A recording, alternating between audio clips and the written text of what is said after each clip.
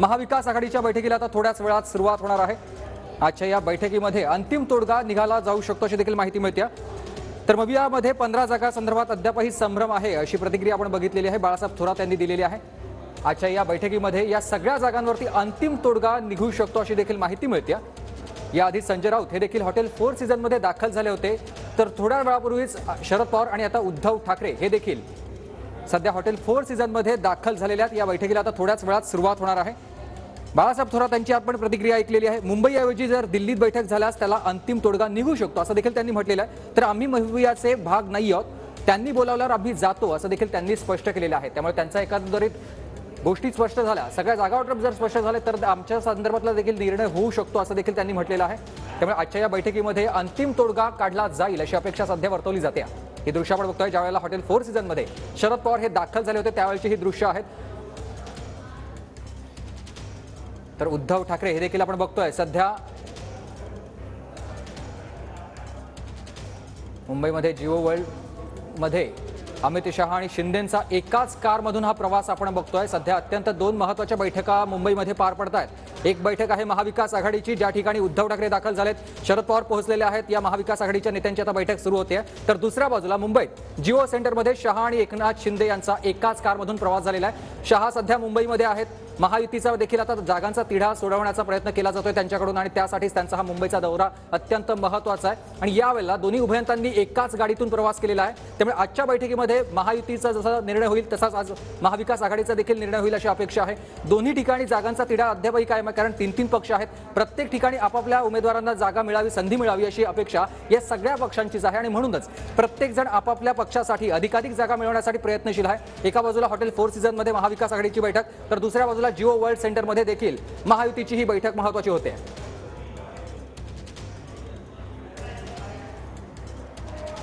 तर अत्यंत महत्त्वाच्या दोन बैठका मुंबईमध्ये बघतोय आपण। राजकीय वातावरण हे मुंबईतलं तापलेलं आहे। मुंबईमध्ये महाविकास आघाडीची आणि महायुतीची दोन्ही महत्त्वाच्या नेत्यांच्या बैठका पार पडतात। हॉटेल 4 सीझनमध्ये महत्त्वाची बैठक होते ती महाविकास आघाडीची, ज्यासाठी उद्धव ठाकरे स्वतः पोहोचलेले आहेत। तसंच ही काही वेळापूर्वीची दृश्य आहेत, ज्यावेळेला शरद पवार हे महाविकास आघाडीच्या बैठकीसाठी हॉटेल 4 सीझनमध्ये पोहोचलेले होते। मात्र या बैठकीला बाळासाहेब थोरात येणार की नाही हे अद्याप स्पष्ट नाहीये। बाळासाहेब थोरात यांची आपण प्रतिक्रिया ऐकली होती, मुंबईऐवजी दिल्लीत बैठक झाल्यास अंतिम तोडगा निघू शकेल असं बाळासाहेब आंबेडकर यांनी म्हटलेलं आहे। त्याचबरोबर आम्ही महाविकास आघाडीचे भाग नाही आहोत, त्यांनी बोलावल्यावर आम्ही जातो असं देखील ते म्हणाले होते। तर दुसऱ्या बाजूला आपण ही दृश्य बघतोय, मुंबईमध्ये जिओ वर्ल्ड सेंटरमध्ये महायुतीची देखील बैठक बोलावण्यात आलेली आहे। शहा आणि शिंदेंनी एकाच कारमधून यावेळेला प्रवास केलेला आहे। माझे सहकारी आपल्यासोबत जोडले गेलेले दिनेश दुखंडे। दिनेशजी, आपण बघतोय एका बाजूला मवियाची महत्त्वाची बैठक, तर दुसऱ्या बाजूला महायुतीची देखील महत्त्वाची बैठक पार पडते। बघा, लोकसभा निवडणुकीच्या आचारसंहितेची घोषणा कोणत्याही क्षणी होऊ शकते, म्हणजे अवघे काही दिवस शिल्लक राहिलेले आहेत। त्यामुळे जागा वाटप महायुतीचं आणि महाविकास आघाडीचं अंतिम टप्प्यात आहे। महायुतीची बैठक पार पडते आणि त्यासाठी अमित शहा कालपासून मुंबईत आहेत। तर महाविकास आघाडीची महत्त्वपूर्ण बैठक आज महालक्ष्मी येथील 4 सीझन हॉटेलमध्ये पार पडते आणि या बैठकीसाठी 3 नेते आतापर्यंत 4 सीझन हॉटेलमध्ये आलेले आहेत। त्यात संजय राऊत, शरद पवार आणि उद्धव ठाकरे। आता काँग्रेसच्या नेत्यांची प्रतीक्षा आहे आणि बाळासाहेब आंबेडकर हे या बैठकीला उपस्थित राहतात का? प्रकाश आंबेडकर यांच्या उपस्थितीबाबत उत्सुकता यासाठी आहे कारण महाविकास आघाडीतलं जागा वाटप अंतिम टप्प्यात आणि 3 पक्षांमध्ये एकमत झालेलं आहे। काही जागांवर थोडाफार पेच आहे, विशेषतः कोल्हापूर आणि भिवंडी या जागेंवर थोडा पेच आहे, पण तो शरद पवार यांच्या मदतीने सुटू शकतो कारण त्यावर चर्चा होते आहे। पण वंचित बहुजन आघाडीने जो 27 जागा ज्या जागांवर त्यांनी तयारी केली आणि त्यातल्या काही जागांवर ते आग्रही आहेत, तर त्या जागा मिळणार का वंचित बहुजन आघाडीला आणि वंचित बहुजन आघाडीचे प्रकाश आंबेडकर उपस्थित राहणार का?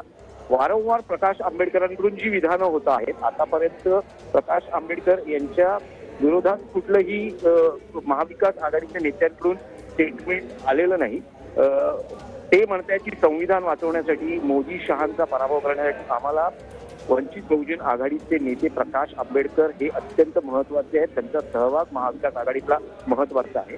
त्यामुळे आज प्रकाश आंबेडकर या बैठकीला उपस्थित राहून सकारात्मक पद्धतीने त्यात चर्चा होऊन काही जागा वाटपावर मार्ग निघतो का, त्यांच्या अपेक्षा कितपत पूर्ण होतात, ते समाधानी होतात का, हे पाहणं महत्वाचं आहे। पण त्यासाठी प्रकाश आंबेडकर यांनी या बैठकीला येणं आवश्यक आहे आणि महाविकास आघाडीचे सगळेच नेते हे प्रकाश आंबेडकर यांच्या उपस्थितीबाबत आशावादी आहेत. त्यामुळे आता पुढच्या काळात या येणाऱ्या काही तासात काय घडतं हे पाहणं महत्वाचं आहे. जर प्रकाश आंबेडकर आले तर जागांची त्यांची मागणी पूर्ण होते का, त्यांचे मुद्दे विशेषतः कॉमन मिनिमम प्रोग्राममध्ये त्यांनी जो मसुदा दिला आहे त्यातले किती मुद्दे या कॉमन मिनिमम प्रोग्राम मध्ये येतात, आणि सगळ्यात महत्वाचं शरद पवार यांचा जो प्रदीर्घ राजकीय अनुभव आहे तो लक्षात घेता आंबेडकर यांना बरोबर घेण्यासाठी काय करता येऊ शकतं. खरं तर काल सायंकाळी उद्धव ठाकरे आणि शरद पवार संजय राऊत यांच्यात बैठक झालेली आहे आणि होमवर्क केलेला आहे आजच्या बैठकीचा. तर तो होमवर्क कितपत यशस्वी ठरला ते वंचित बहुजन आघाडी पर्यायानं प्रकाश आंबेडकर यांना महाविकास आघाडीत घेण्यात कितपत यशस्वी होतात हे पाहणं महत्वाचं ठरणार आहे. पुढच्या काही तासात हे चित्र स्पष्ट असेल की प्रकाश आंबेडकर हे खरंच वंचित बहुजन आघाडीसह महाविकास आघाडीमध्ये सहभागी होतात का. नक्कीच दिनेश, मात्र काही वेळापूर्वीच प्रकाश आंबेडकर यांनी माध्यमांशी संवाद साधला. त्यावेळी त्यांनी सांगितलं की महायुतीमध्येच अद्याप जागा वाटपावरून वाद आहे.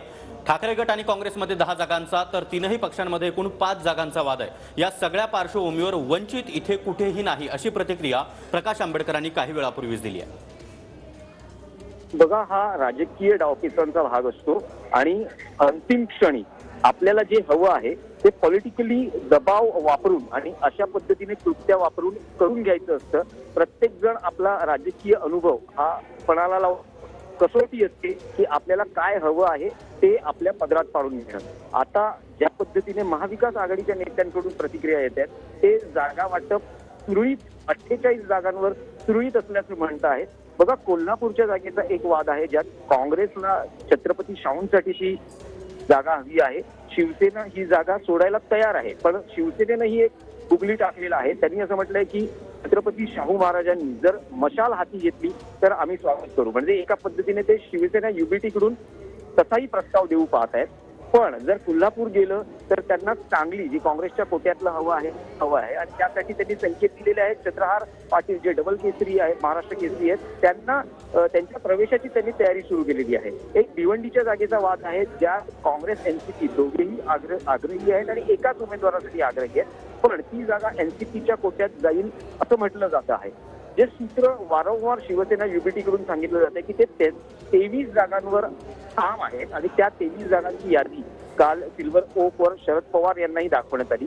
TV9 मराठीनं अनेकदा ही 23 जागांची यादी दर्शकांना दाखवलेली आहे आणि सूत्र वारंवार जे कळतं आहे की 23 शिवसेना युबीटी, 15 ते 17 काँग्रेस आणि 9 ते 11 हे एनसीपी असं एक सूत्र. 23 जागा जरी शिवसेनेच्या कोट्यातल्या असल्या तरी त्यातल्या काही जागा या मित्र पक्षांना देण्याची नक्कीच दिनेश, तुम्ही आपल्यासोबत राहाच. एक मोठी बातमी आता समोर येत आहे. 23-15-10च्या फॉर्म्युल्यावर महाविकास आघाडीमध्ये शिक्कामोर्तब होणार अशी माहिती आता सूत्रांकडून मिळते. वंचित सोबत आलास याच फॉर्म्युलामधून जागा देण्यात येणार आहे अशी देखील माहिती सूत्रांकडून कळते. अत्यंत महत्त्वाची बातमी आपण बघतोय. ठाकरे गट 23 जागा, काँग्रेस 15 जागा आणि पवार गट या ठिकाणी 10 जागा लढेल अशी माहिती देखील आता सूत्रांनी दिली आहे. महाविकास आघाडीची सध्या अत्यंत महत्त्वाची बैठक हॉटेल 4 सीझन वरळी इथं पार पडते आणि याच बैठकीमध्ये या सगळ्या जागा वाटपावर देखील अंतिम तोडगा काढला जाणार आहे. तर वंचित सोबत आल्यास याच फॉर्म्युल्यामधून त्यांना जागा देण्यात येतील अशी माहिती देखील आता समोर येते. मात्र आपण ही दृश्य पाहतो आहोत. हॉटेल 4 सीझन्स या ठिकाणी शरद पवार, उद्धव ठाकरे त्याचबरोबर संजय राऊत हे दाखल झालेले आहेत आणि यांच्यामध्ये बैठकीला देखील सुरुवात झाल्याची माहिती मिळते. अक्षय मनकडी माझे सहकारी आपल्यासोबत थेट या ठिकाणाहून जोडले गेलेले आहेत. अक्षय, आपण बघतोय अत्यंत महत्त्वाच्या या बैठकीला आता सुरुवात झालेली आहे.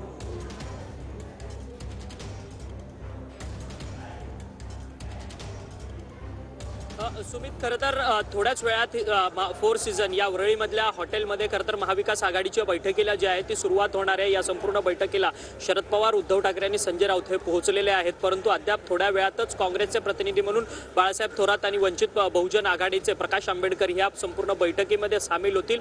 खरं तर वंचित बहुजन आघाडीचे प्रमुख जे प्रकाश आंबेडकर आहेत त्यांनी काही दिवसांपूर्वी आम्ही महाविकास आघाडीचा भाग नाही आहोत हे स्पष्ट केलेलं होतं, परंतु त्यानंतर थेट काल शरद पवार यांनी सिल्वर ओक वरती उद्धव ठाकरे यांच्यासोबत चर्चा झाली. या बैठकीमध्ये वंचित बहुजन आघाडीचा जो लोकसभा जागांचा तोडगा आहे सोबत राहत तर महाविकास आघाडीमध्ये 23, 15 आणि 10 असा फॉर्म्युल्यावर शिक्कामोर्तब झाल्याची माहिती आता सूत्रांनी दिली आहे. अत्यंत महत्त्वाची बातमी आपण पाहतोय. एकीकडे महाविकास आघाडी तर दुसरीकडे महायुती अशा दोन्ही ठिकाणी बैठका सुरू आहेत. मात्र महाविकास आघाडीच्या गुटातून ही महत्त्वाची बातमी समोर येते.